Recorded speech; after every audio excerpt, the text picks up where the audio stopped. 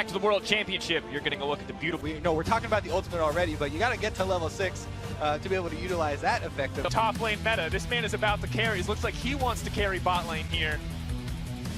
All right, I'm just excited now. They delivered, right? We had these high X running around top lane as expected. Caps choosing to have it instead of a healer and exhaust because he knows that a lot of pressure will be going towards these other lanes, especially with a champion like Galio. And of course, there is no cleanse in the mid lane for Caston. So often something picked against the Elise. Maybe Broxy goes bottom lane for that no flash Lulu, but maybe Broxy can continue to impact mid in the same way he did against Hong Kong. And here we go. Super powerful leash there for the Nocturne. But who leashed Kobe? They're trying to get him off the table. And lane swaps, we did say it in Champ Select. It's a possibility. Here we go. Gigabyte Marine's going to do this again. Bring it back. Brought it back in MSI. It's always been a controversial strategy, but they have made it work a couple of times. You can't doubt him 100%. Soaz already struggling. You could see. It's another way of also getting around, we have a Lulu with no flash that would probably be targeted by the enemy Elise. Now we're going to lane swap. That's not going to take into account a lot of Elise's strengths there in the early game and kind of dissuade them from going for that. And now we're looking at a duo jungle. Top laner and jungler working together to bring it back down to the bottom side of the map. This is kicking it old school in a way, right? Knowing the Galio can't lane successfully, so they jungle together as you would expect. A big thing that we may see coming out of the Tristan and the Lulu is, okay, the level 1's a bit weak. Level 2's a big power spike, so at any moment they could group up, they could go back to the bottom lane. But speaking of grouping up and going to the bottom lane, it's a level 4 Levi. Yeah, every little bit of experience they squeezed out of the jungle there. Every single last hit did go over to Levi, and Archie here finally getting one in lane. But Fnatic still focusing on that bottom side. Brox is here, Caps is on the way. Even though there are wards, it's going to be a party. Oh, Levi, Archie holding on, TP coming in, Cocoon going to go wide. Brox is still pushing forward. Coming out yet, first blood dropping for Fnatic, and now pulling back. Gigabyte Marines fighting off more than they can chew. They still have Elise here to continue the dive. Caps is actually going to go for it. Jez is still alive, waiting on the roof, but there's a TP coming in behind him. Oh no. Are they actually going to be able to grab? Caps needs to retreat. He's completely out of mana. Soaz running. Archie trying to taunt up. No one going to walk in range. They're trying to trade the aggro. It's an absolute mess here on the bottom side. Remember that this mess is all due to 2 members top side for Gigabyte Marines trying to take down the top turret as well. During this chase through the secondary turrets here, it's so early in the game though, you have to remember there's still reductions to champion damage. We rarely ever get to even bring this up because people are not on towers that much, but Tristana and Lulu trying to work their way through it. And if you want a duo to be pushing a top lane outer turret, even if it does get damage reduction, it's a Tristana and a Lulu. Frankly, they are just so good at it. The wave clear in particular is where they excel. So they will spend most of their time hitting that structure as we get to watch one of the more awkward level 1 dives. All right, so they try to target the level 1 Galio, which is a good choice, but Broxa does miss the cocoon there to start it all off. Then he doesn't actually have the tower aggro, so a little bit of awkward juggling there by Fnatic, and Jesus ends up having to flash forward there to try and not die to the turrets. And then the teleport here does come in as well to try and delay them and buy some more time for that pushing up top. And let's be clear, that's a level 1 Maokai. He only has sapling. Well, it's not a level 1 champion, and it's not a Maokai. Oh, they did it! It is! On the other side! Oh no, Soaz! That's the ignite! Now we know why he takes it. Noway's gonna grab the kill. Broxy comes over the wall, Cocoon connects. Fnatic fire back. I thought you were still talking about the one on bottom side with Archie teleporting in, but top side, Soaz goes down, and there's the extra goal going over. Soaz, I'm pretty sure he just thought he had Elise a bit closer than where she was, and he was not level 1. He ticks over to 2, but he's already dead. Remember, that's a heal ignite. You're walking towards the Lulu. She doesn't need to flash in that situation at all. Just pushing forward, just Hunt comes in. Paranoid! 5 minutes into the game! He is 2 levels higher than anyone else on his team right now. Talk about power leveling there for Levi. Is able to get it off, but Caps wants to answer again. I don't know if they can push the minion wave. Minion has to wait for it. Trying to make his way out. Taunt comes out, but Reckless is still free hitting. Soaz comes in, finally level 2. That's enough. Caps gets a kill for himself. Welcome to World Levi. He's going to grab another one. He might be able to take down Reckless too. He's pushing forward. That's the double for the Nocturne. And Fnatic are embracing the style a little bit here as continued roams from Caps do get them some kills, but Levi doesn't let them get out hands clean. Not quite animal style, it's a bit more carefree than that, but so calculated from both of these teams. The level 6 strategy from the Nocturne, but the immediate reactions from Fnatic, they are keeping themselves as close as they can in this game. Caps is huge. Yeah, but so is the Nocturne. We talked about unpredictable strategies. Gigabyte Marines are delivering thus far. And one of the things about Nocturne that people always criticize when you think of bringing him up to competitive play is that's a very binary champion, right? You are all in, you're just this death missile, and you try and go forward and kill your target. If this is the one that you're power leveling, and this is the one you're getting so far ahead, then you're definitely going to be able to kill your target. And early on in the game, you don't really have to worry about people, being separated like well, that. they're mid lane. Cap's gonna get locked up. Optimus level 6 means he can chase down for free, but might not even need to. Rip walk forward, trying to find it. Flash in the auto will shut him down. And brilliant tanking from Archie as well to ensure the kill is secure. Caps dies. That was a 3-0 member, so it's even a shutdown for the Gigabyte Marine. Remember, this is why we kept highlighting mobility in Champion Select for this team. And remember, Optimus, the Kassadin, one of the biggest picks for him, one of his 2 most picked champions this entire year, and now he's the one getting kills. This is more scary for the late game, because Nocturne is one thing, but if the Kassadin starts to get rolling as well, the Fnatic are going to have more problems on their hands. Pressure now on Fnatic to turn this back in their favor. We can see the gold lead coming in for Gigabyte Marines. Only 7 minutes in, and they've got 1.5K in their favor.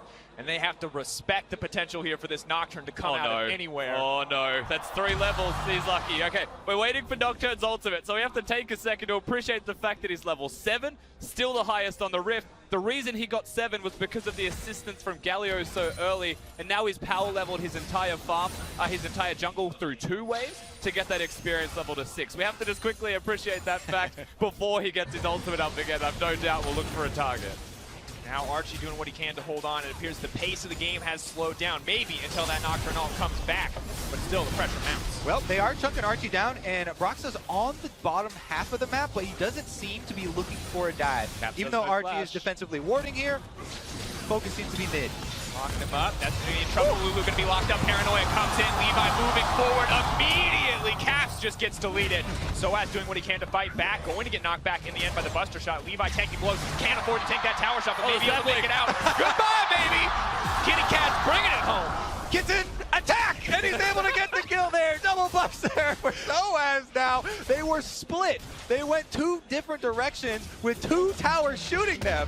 Noway and Levi do split up, and they're cut down. The biggest difference there, of course, is that Soaz is able to come towards the middle lane. He doesn't want any piece of 1v1ing Optimus in the side lane. Optimus with a teleport chooses not to use it. Big mistakes as well from Nevin tanking for far too long. Important once again, we talked about the shutdown onto Caps, but now a shutdown onto Levi as well. Crucial for Fnatic to come back with that tower. They've just about evened up the gold, and coming into 10 minutes, there's already 12 kills. And we finally have a level 6 for the Galio, so the ultimate will be available for Archie now to join halfway across the map almost, and really get every player now involved in every single skirmish. Of course, we just saw the level 6 from Soaz on top of that. He's not going to have an ultimate, but Archie, big trouble. Move forward, the heal for movement speed. They're just chasing him down. The minion wave going to block any potential cocoons. He leaps right back into the thick of it. Archie is a man without fear, because here comes the Kassadin. But was it the right call? Looks like it will just be the disengage. Caps, though, man on a mission. In comes Reckless. That's the CC. Takes down Archie. There's a reason that we evolved to have fear, though. It can be safe to have fear. All right, he ends up going back in, and they do give up a kill, but whenever everyone's collapsing like this, there's still a pushing Tristana. Noway's gonna get the tower in mid lane. Let me remind you that entire play started by Jez's a level 5 Karma, flashing and healing over the wall. Here comes the teleport. Oh, Dragon is going to get secured by Fnatic. They're backing off in the pit. See if the CC wants to come in. All 4 members going to make it out safely. Nice escape. Really good, clean play from Fnatic. Of course, it was a trade that wasn't ideal given the mid lane structure went down. Nevin, the real MVP, for having the polymorph onto Rise in that situation. And Levi, I have to mention, as they were fighting, just casually doing Gromp next to them. He knew the goal wasn't to fight at all. And the most interesting thing here, when we talked about this matchup before the cast, we talked about Reckless. Maybe he'll find an edge.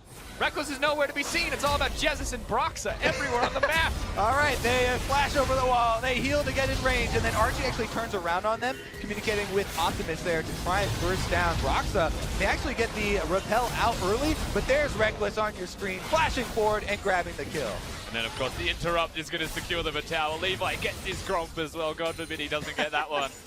The Gigabyte Marines are keeping in this very well. And so much just goes out the window. We talk about lane matchups. If no one goes to the lane, you expect them to. Not a lot is going to work out as expected. And Fnatic have to keep matching this breakneck pace. Gigabyte Marines. Yeah, and honestly, if you're going to turn the game into this type of style, you kind of remove some of those weaknesses that we talked about where in lane you would expect to be down CS in these like standard matchups, right? They're kind of taking that equation out of this game. And if you remove the one extra turret, I mean, this game is basically tied here. So Gigabyte Marines, they do have this extra gold lead right now with the extra turret that they have down. And you have the added room that you can try and create plays on. But Fnatic are actually very close in this. And whilst it's only 1,000 gold, there is a notable item difference between AD carries right now. And that is something that you'd say is substantial, can result in a play on the map if they're able to use it. Unfortunately, not this time. No Drake to be seen either. I might want to put them on the other side of the map. This is also already the most kills in a game at Worlds, and we're only 12 minutes in. At the pace we're going, I'm ready for 40. Kobe, I'm ready for an absolute bloodbath, and Soaz should be too, because Neven and Noway are here, and they're ready for a fight. Now we're going to finally back off on the bottom side. We turn our attention back to the mid lane. 4 members strong from Fnatic. Yeah. Optimus debating what to do here, but looks like Soaz is going to be Here they pressured go. out. They need to make a play in the mid lane as Soaz is doomed to fall here. Tries to twist his advance back. A little bit of healing. I don't think he's going to be able to save his way out of that one. Noway on a killing spree. RNG's just the real MVP. Gives the crit for Noway as he's about to try and escape under the structure. The back and forth, the ebb and flow of fighting whenever Fnatic are visible. All right, I want to try and get out in front of a play before all these things start breaking out now. And let's talk about ultimates that are available. Nocturne plus Galio. Both of them, no, it is a level 9 jungle and a level 7 Galio. Levels may be switched here, but that is a huge combo, especially with the possibility of casting and chasing people down. Now Gigabyte Marines, with all the outer turrets down and all this extra territory to work with, they can turn this into much bigger and more coordinated fights than just the small skirmishes. Optimus pushing in, not going to give away that Rift Herald for free. Looking to chase down Broxa, but in the middle of 3, in comes the Galio. Optimus out to safety. Oh, no! Rift Herald taking it away. Has Fnatic's back in that one. Now the Realm War forward. Archie going to look for the taunt, only going to connect on 2. He should be taken down as well. Reckless going to grab that kill. Did we say coordinated? Just kidding. Optimus is going to go try and take on all challengers there. And he does not quite get out of swipe range from Shelly. Meanwhile, though, every time there is a fight on the other side, they're pushing turret. In comes the paranoia, in comes Levi, and down goes Soaz. Even Noway surviving. So right now they're playing the turret game. They're sieging. That was a very long Rift Herald to try and secure just because of Optimus throwing himself at them. You've got the Galio ultimate, the Nocturne combo, yes, but unfortunately the teleports weren't there and they were just trying to react. Thinking about it, though, just theoretically, a Rift Herald could get you many gains in a game where it's so spread out and so many fights are breaking out across the map. This may be one of those times where we see multiple turrets taken by a Rift Herald. It's definitely going to be up to Fnatic to be able to try and use that effectively. Yeah. But Levi here is probably the most effective guy in the entire game so far. Now looking for the 1v1 with Caps. Does manage to spell shield. Fear comes out. Red buff is ticking. Caps running for his life, but Levi should be able to burn this down. Duskbringer burning him out. He does so much damage. That's the blue buff now for Levi. I thought he was out of mana, but he gets that back. And now he's 2 levels above anyone in the entire game. Double buff Nocturne, ready to roll. Guys, when we talk about teams playing around their carries, this is not exactly what I had in mind. Level 6 at 5 minutes, level 11 at 15. Levi is playing it out of his mind, and his team are setting him up for success. You can tell it's been a pre-planned strategy as well. They work very hard around Levi. All of this preparation leading into Worlds, and this is one of their many strategies. Has to be careful here. Is locked up. Spellshield's not going to save him from that. As soon as we praise him, he goes right back down. They are pushing both lanes on either side of him, but Fnatic are able to collapse. They take down the extremely high-level jungler. And let me remind you, there are catch-up mechanics in this game. He is the highest level there, so they did get some bonuses as far as shutting down as well. So much of this There's game. that Herald. Not quite what we expected, but we'll see. We talked about Herald potentially being a giant boon for Fnatic, a huge advantage. This looks like it could be its first turret taken down, but can they get any more off the back of this? Looks like they're going to play this one calmly. Everyone was there from the Gigabyte Marines. The jungler just comes back up as well, so Levi would be around if they committed to a second structure. I like the reservations from Fnatic this time. Take the free turret, take every free turret you can. Even topside, because Fnatic are all recalling, no one knows that from the Marines. Caps is able to freely push. Yep, they are able to get, looks like it'll be 2 here if he's able to finish. But, however, GIGABYTE Marines are pushing mid and bottom right now. Plus, there is a Mountain Drake available, which they could retreat to. So, looks like they're still going to get 1-for-1. If Soaz doesn't get them all. Soaz trying to start the fight off. Paranoia is available and used immediately, but it looks like Archie is the one who's going to get taken down. Wind War not going to have an effect. It will be the trade back as Levi just rips through Soaz. A big trade in the end, but it was just the trade. The turret still went down, but that was a reactionary turret. GIGABYTE Marines still in the back foot. Yeah, funniest thing here, pings go down from both teams. They both want to push. GIGABYTE Marines ping bottom there to try and force on that inhibitor turret, and Fnatic had previously pinged in the mid lane, but they're trying to answer now. More. Optimus trying to slow down with the force pulse. Brock moving forward. Level 10 has the red buff. Slowed up. Fnatic can't push any more forward, though. Optimus, easy escape. The GIGABYTE Marines are just keeping up pressure in at least 2 lanes plus jungle at almost all times right now. So even when Fnatic collapse and they get some extra kills and they win a skirmish, they aren't able to pressure afterwards. And I'm really enjoying this strategy for them because you can see it was designed from level 1. The fact that they have a Kassadin right now as well, they can go towards the Lynchbane, eventually can split push, gives them that something extra. And when all of these turrets are already gone, if they get any edge on the map, suddenly the inhibitor dies, everything continues. We get to watch once again as Soaz goes in. So he's able to get off the ultimate here, snares multiple people, nice knockback as well. But with this Nocturne ultimate, they're able to answer back anyway. Optimus on that catch that you talked about, providing a bunch of extra burst damage in combination with Nocturne to take down the front line. And we can see in the meantime, in live time, it will be the Mountain Drake going down, a boom for GIGABYTE Marines as they want to try to force that Baron. And we're getting close to that time. It's still only 18 minutes. But you have to feel like that is the objective that could very well break open this game. But at this rate, who really knows? We could see a 5v5 at any moment.